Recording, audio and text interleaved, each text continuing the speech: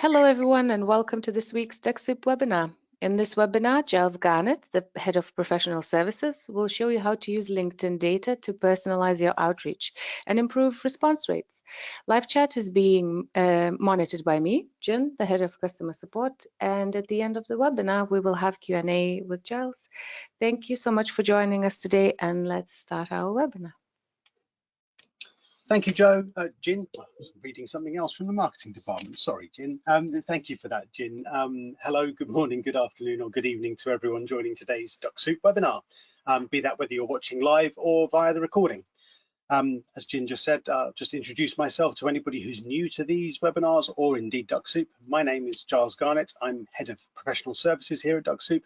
And I present the product webinars every couple of weeks, as well as running the booster technical calls and some of the support calls as well. And I've spoken to many of you, you guys on the call in the past, I'm sure. Today we're going to talk about how to maximize the possibilities in personalizing your messaging, so you can reach out in a professional way to your prospects. We're going to touch on a few things around the importance of messaging, how to make use of the facilities that Dux-Soup gives you in order to do this, how you can maximize those possibilities, and what you can do with that data using other facilities as well. Now, what I'm going to show you today is appropriate for all Dux-Soup users. That's both Pro and Turbo users. So hopefully there's something in here for everyone. And it's going to be a few slides at the front end, and then we'll do some demo and hopefully plenty of time for questions. Do get your questions in. Jin, Head of Customer Support, will be answering all those questions that come through, or most of them anyway. Keep them on topic, and then anything that's appropriate we can address at the end of the webinar as well. If you've got other Dux-Soup related questions that isn't relevant to this webinar, can ping them always through via the email. That's info@dux-soup.com or via our website. So yeah, we'll cover through a handful of slides, then we'll go into a bit of a demo and hopefully cover off the topics that we're going to look at today. So just very quickly, for anybody who's new to Dux-Soup, in case it's your first webinar or you've clicked on the recording and you're wondering where to go, what is Dux-Soup? It's a Chrome extension, also compatible with other Chrome-based browsers, which you can use to mimic human behavior on the LinkedIn platform, be that the free version of LinkedIn, the Sales Navigator, or Recruiter versions. You basically select the list of data you want Dux-Soup to process and then get Dux-Soup to carry out your chosen activities automatically against that list. Dux-Soup mimics human behavior, and it is a very important point to remember in keeping your LinkedIn account safe. We do everything that we can with all of the settings and the throttling, etc., and all the behavior of the robot to keep your account as safe as possible. So onwards and upwards. Messaging. So when we talk about messaging, this could be connection request messages, or it could be outreach messages, campaign messages, or whatever. These are so important. The tone of your connection request message or your first degree message sets the tone of your relationship with your prospects on LinkedIn. Always be courteous, respectful, and making it personal adds to your credibility. Taking time up front, and we've talked about this a lot in previous recent webinars, especially with the limit that LinkedIn have put in place regarding the number of connection requests that you can send. Making sure that you're targeting really well and putting that extra attention to detail will benefit you in the long term. And make sure you understand your target audience, the language, culture, what industry, the region, what the accepted behaviors are within with the area that you're looking at. It could be a group, it could be a regional thing, it could be an industry. Every single area has its own nuances which you need to understand, and that's why it's really important to spend time crafting your messages. I've seen some horrendous ones, I've seen some really good ones, and everything in between, of course. But the more effort you put up, the more time you take up front, the greater the benefit for you in the long term. So in order to maximize the possibilities for messaging people with good messages, you need to make use of the data that Dux-Soup is gathering on your behalf. So when you use Dux-Soup, Dux-Soup gathers data for you, and you can visit or scan lists of people in LinkedIn, gather data, or you can scan those lists and you can use that data to create what we call custom files. And we'll come on to all of this as we go through this. Hopefully should all gradually join the dots. Be aware that visit and scan data is different. So visit data is detailed information about the people. Dux-Soup opens the profile, gathers all of the data that's in the profile there and makes it available for you. Scan data is different. It just skims off the high level information that's available on your search results or your list. And then you can then download that data. Once you've downloaded that data, that creates a CSV file. The CSV file can then form the basis of your custom files. That's the easiest way to create custom files. Now, I know there's lots of users who also use other data sources. So when you're creating your custom files, and we'll come on to that now, when you're creating your custom files in order to make use of what we call the Dux-Soup revisit tool, there are three main requirements. You need to have the LinkedIn or Sales Navigator URL, first name and the last name. Those are the minimum requirements. When you create your custom lists, and this is what we'll be showing in a second, you can then also add custom fields to make your message more personal. Now, there are some standard custom fields, which we'll come on to on the next slide. Some regular markers, such as underscore, FN underscore. So that will pull out the first name of your prospect in your messaging. Last name, similar, LM for last name. And there are some others as well, IN for industry, LO for location, and they're all, you can see all of those under the Dux-Soup options. Some of them are more reliable than others. So first name is, of course, probably the most reliable. There are some which, yeah, they're useful, but they're not necessarily. So there's a CN for company name. And what you'll notice that when you gather the data from LinkedIn, the company name that people put in is often a very long,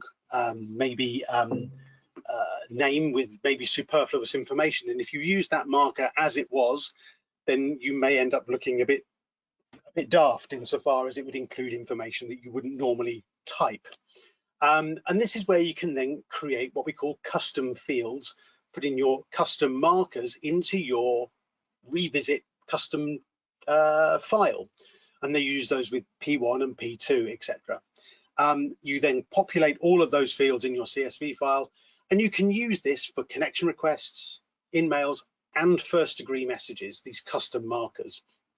The regular markers you can also use in campaigns. If you've got Dux-Soup Turbo and you're writing campaign messages, those regular markers can be used. The custom markers you can only use when you're using the revisit tool for connection requests, in-mails, and first-degree messages.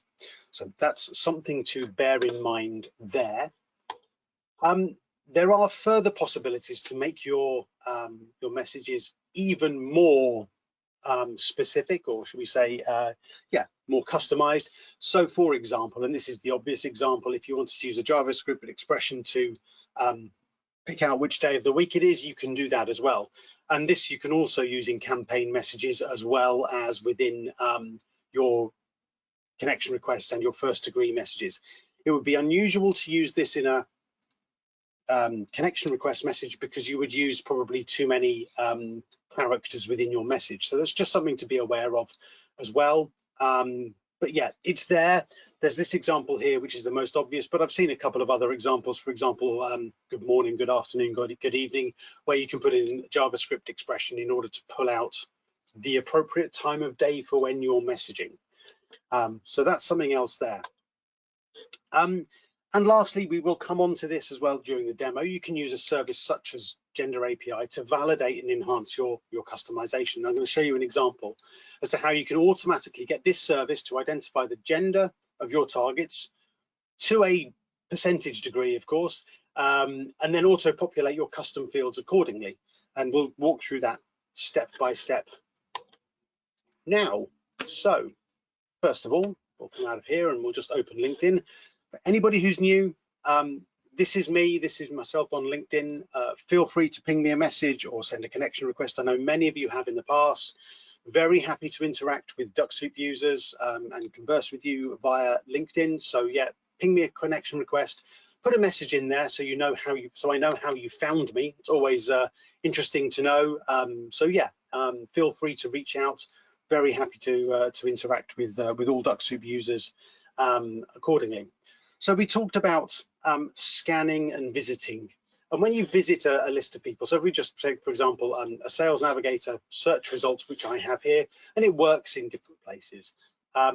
Once you've got your search result on the screen, and I'll just refresh that so that it actually picks it up as a list.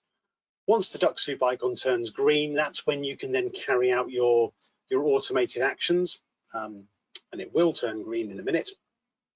Really well, and if it doesn't, then I've got some backup data just in case, but it should turn green any second now. Hopefully most of the terminology I'm used, there we go, so it's turned green. So I can now get Dux-Soup to carry out my chosen action. So I could, for example, I could go and visit these profiles. I don't want that one on the moment. I could go and visit these profiles and Dux-Soup would gather the data against each of these profiles, or I could scan these profiles and Dux-Soup would populate a file very quickly for me, so I could then download that. And I can download my data just by hitting, once it's finished my chosen action, click my download data button, and then I could choose to download either my scan data, my visit data. And periodically, I would always recommend as well clearing your data. So once you've downloaded your data, what you see is this counter goes up, of course, over time as you do more and more activities.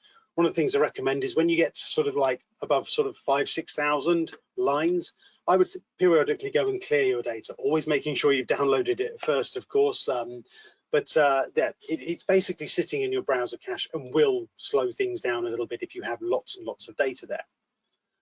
So we could now download our data and that would create us a CSV file. And if we just go and open a CSV file example so you can see what I mean. There we go. No, that's not the one I want. Yeah, there we go. So what I have here, I'm just going to drag this across. So this here is a CSV file of a scan that I carried out earlier over the last couple of days. And what we see here, this is the data I get when I carry out a scan in Sales Navigator. And what you see is various different levels of data depending on whether you think it's interesting or not.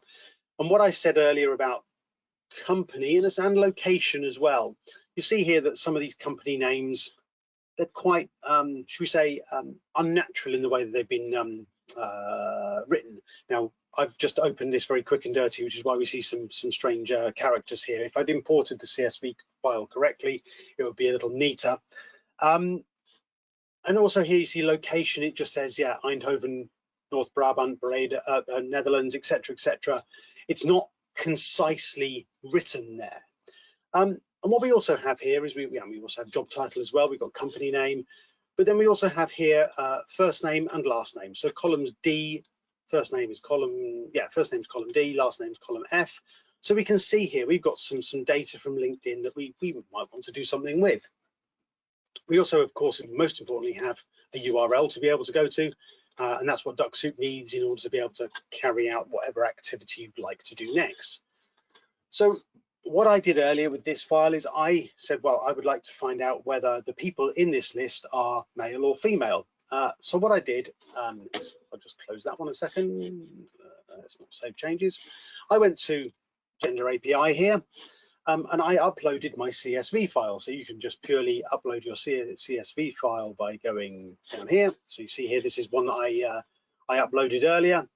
Let's do another one while we're here. Let's just do it again.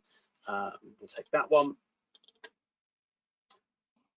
And what it will do now is it'll now say, okay, well, where do I find the appropriate field?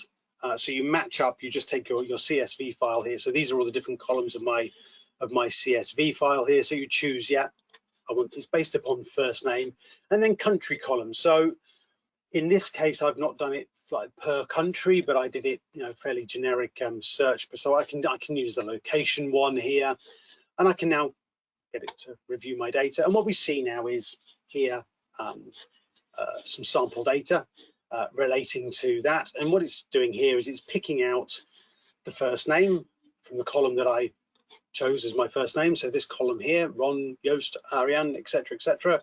And over here, we can see here it's going to create some new columns in my spreadsheet with the first name, the gender that Gender API believes that person is, and the accuracy based upon the sample data that it's picked up historically.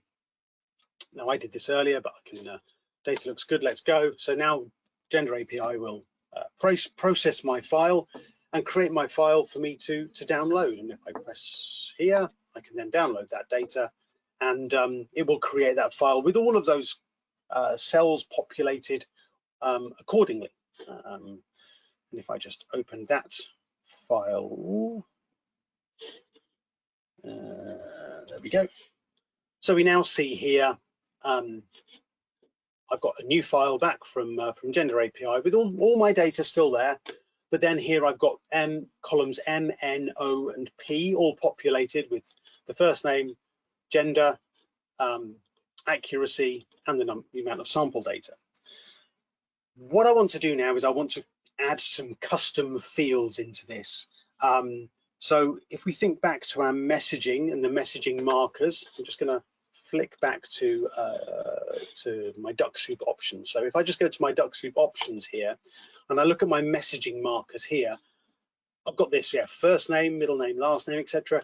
And this P1 to P5, these come from the CSV file. So I will create some extra columns in order to have that information populated. Now, I've already done this on a separate spreadsheet, so let's go to that one where I've already done it. For expedience, because that will hopefully give us more time for questions. So here I've got exactly the same file as I had earlier, but I've added 3 new columns, columns D, columns E, and column F, and I've called them P1, P2, and P3. And I've also added a little bit of extra data here. So I've put in some sample text here, and in this case, just for simplicity and to illustrate, and because I'm a native English speaker, this will be different for people in different languages, of course. But here I just want to use the terms Mr. or Mrs. Now I could also maybe change it to and be maybe, should we say, slightly less presumptuous and say, okay, let's say Mr. and Ms. So that it's accordingly appropriate. Now I've now lost my where is it? So what I did in order to populate column P1 with Mr. or Ms was I actually then put in the formula in order to pull out that. So what I did was I did equals, and then we use the if function.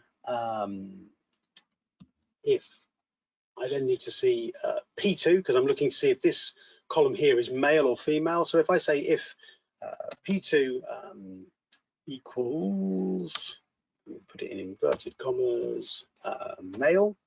Oh, that's not worked, has it? Yeah, male. P2 equals male, comma, and then we need to put in, we then need to refer to our sample text file cells there, and then I need to go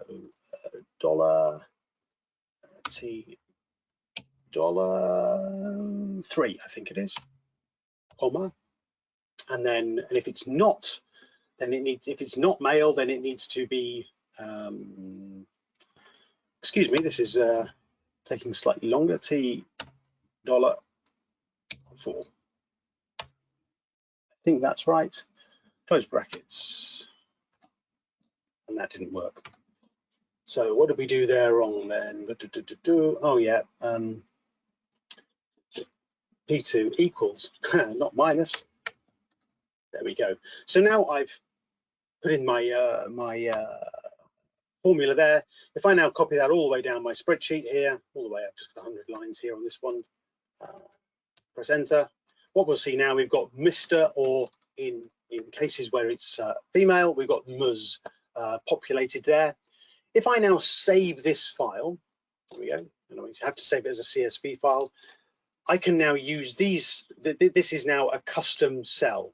Now I've also created a couple of other columns here, so P2 and P3. And what you'll notice what I've done is I've done a bit of cleaning up with regards to the location. So here, location would be Eindhoven, North Brabant, etc., which is too much information here.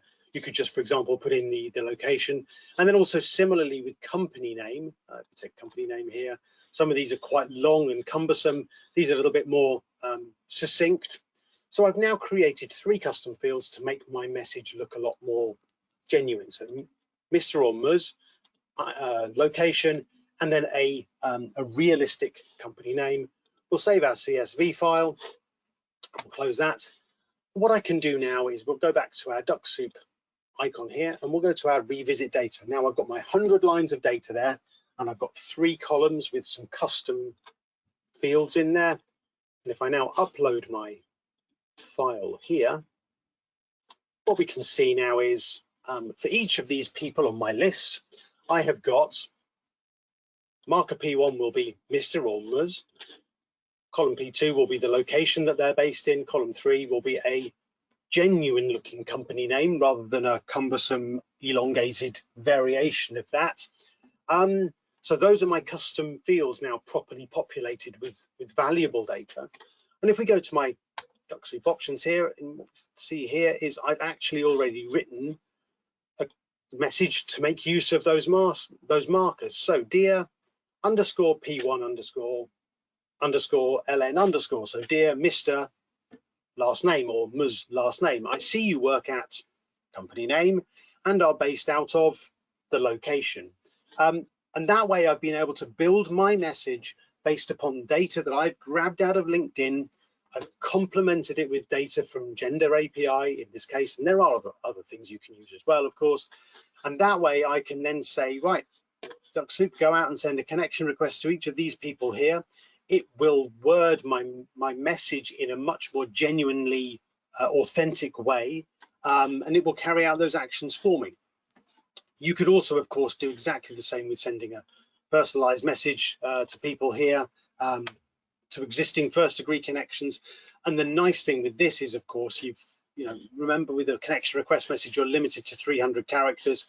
When you're reaching out to first degree connections, of course, you've got much more extensive possibilities there with regards the number of characters. So you can put a lot more information in there as well. Similarly, you can also use the expressions here, the JavaScript values, and we've got some. There's the example that I showed earlier is available on our support pages, so that's easy to copy and paste into there. But what we're looking at trying to do here is take the valuable information that you can pull out from LinkedIn, insofar as the location and the industry and the company name, and refine it and make it more genuine, make it look more authentic. And that's really important with regards your messaging.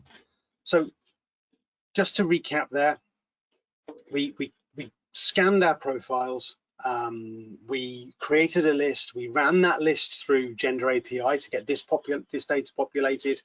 And once we'd done that, we then added our custom fields.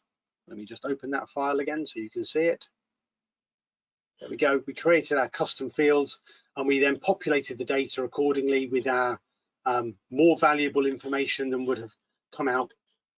If I'd used just the location marker, for example, it would have said Eindhoven, North Brabant, Breda, Netherlands. Sorry, North Brabant, Netherlands.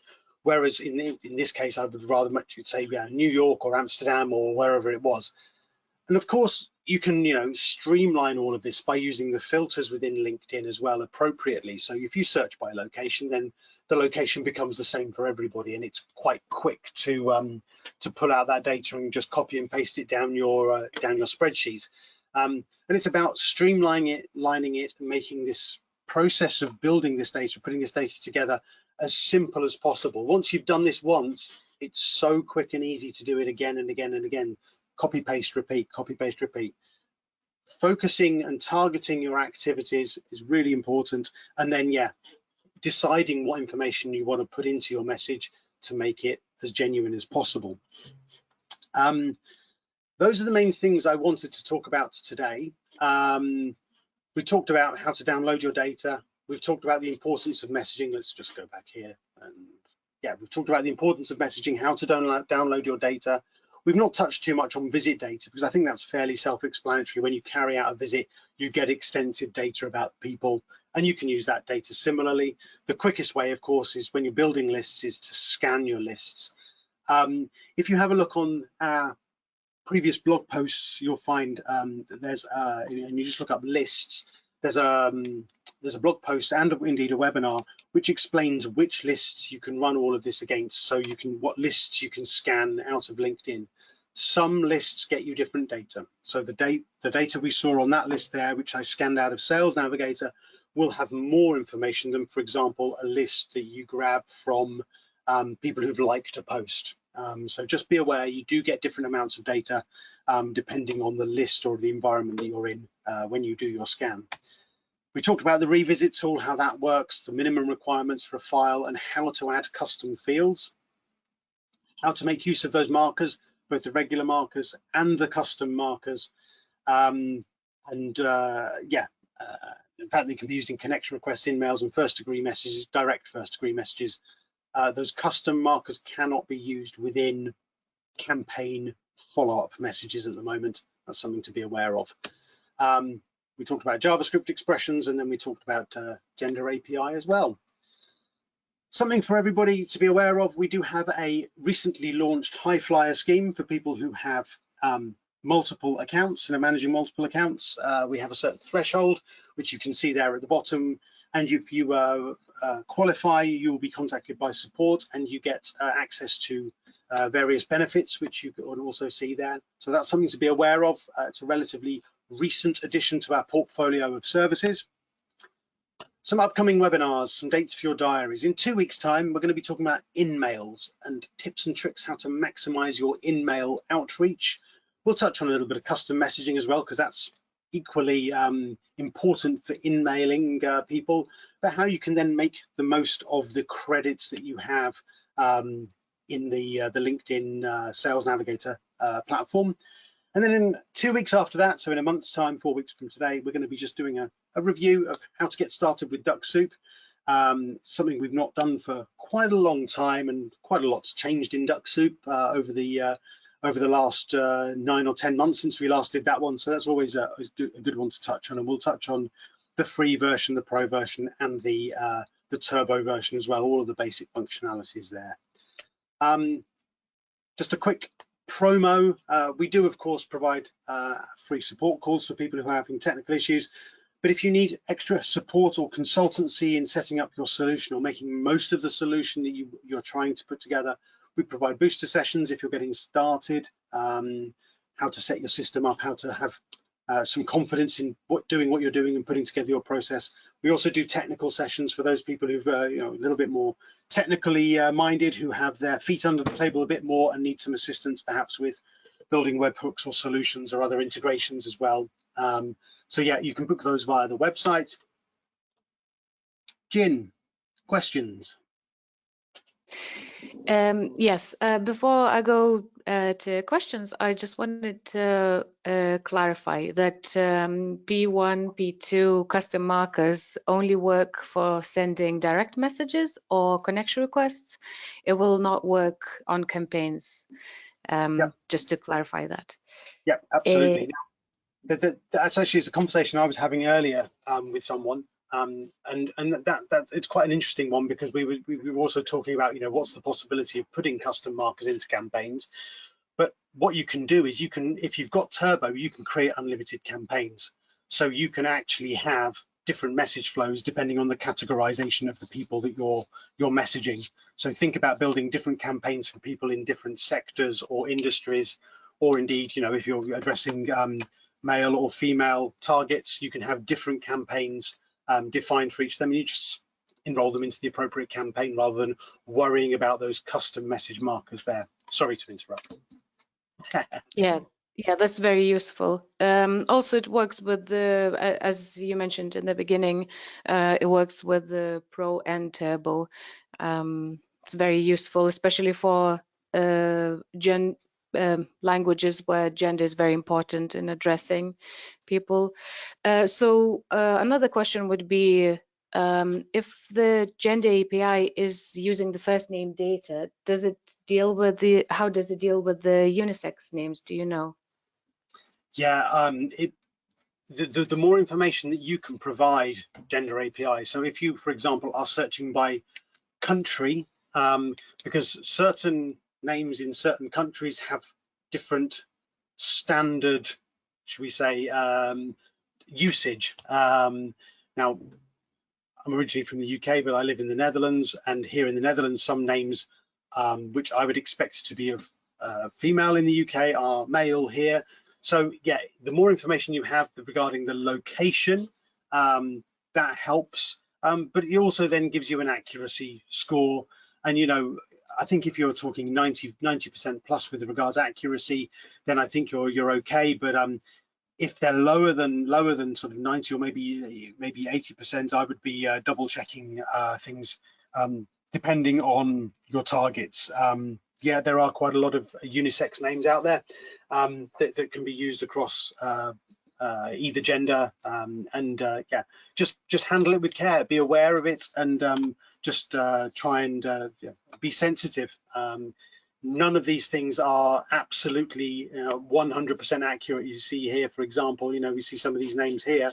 Yeah, I mean, the names that we see here are, you know, it says 99%, but there's always going to be that small fraction where it may not be. But yeah, just be aware and be careful and review your data. You know, don't assume everything's correct. It doesn't take 2 minutes just to flick through a spreadsheet, for example, here and just say, oh, you know, okay, I can see here, yeah, Ron, well, that's going to be male, yeah, blah, blah, blah.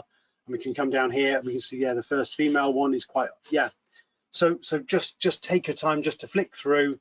And if you're not sure, you can always go to the person's profile in LinkedIn to double check. Maybe there's some clues within the profile, maybe a profile photo or anything like that, which may give you assistance as well. And indeed, some people use pronouns or show their pronouns on their LinkedIn profile. Seems to be quite a small percentage doing that, but it is an option within your LinkedIn profile now. Thank you. And for users, so no more questions from our listeners, but for users who would want to receive the presentation which Jal has prepared for today, please contact Dux-Soup support via our website and we will be happy to share it with you. Also, the recording of the webinar will be sent to you, so no worries there. Yeah, you beat me to it. I didn't mention that one earlier. It's the most frequently asked question of the webinars. Recordings are always sent out to anybody who's registered and also made available via our website and on the YouTube channel as well, where you can find all of our tutorials and all of our previous content as well. I know that this is sort of like quite an in-depth topic for some people, and being comfortable using something like Excel. The one thing to remember is maybe that's something I should just very quickly show. Within Excel, if you're using Dux-Soup data, make sure that you're saving stuff as a CSV file, as a comma separated value file, because that's the format of file that Dux-Soup will recognize. It will not recognize it if it's an XLS or XLSX file. So yeah, just be aware of that one as well. And there's quite a lot of information available on our support pages. I'll just bring up our support pages so that everyone can see that. If you just go to support.dux-soup.com, this is where you can find all of our knowledge base articles, everything that you need to know about that. And if you, for example, type in revisit, you can see information about custom fields when revisiting, the correct format of a revisit file, etc., etc. So there's lots of information available here. And if you get really stuck, we've got a live chat with our fabulous support team here as well, there to support you and help you untangle everything in case you get into a bit of a muddle. That's it from me. I'm going to sign off and say I'll speak to you in 2 weeks when we'll talk about in-mails. 2 weeks after that, getting started, and I'll hand back over to Jin to sign everyone off, and I'll speak to you in 2 weeks. Thank you everyone for joining us today, and hopefully we'll see you next time. Bye-bye.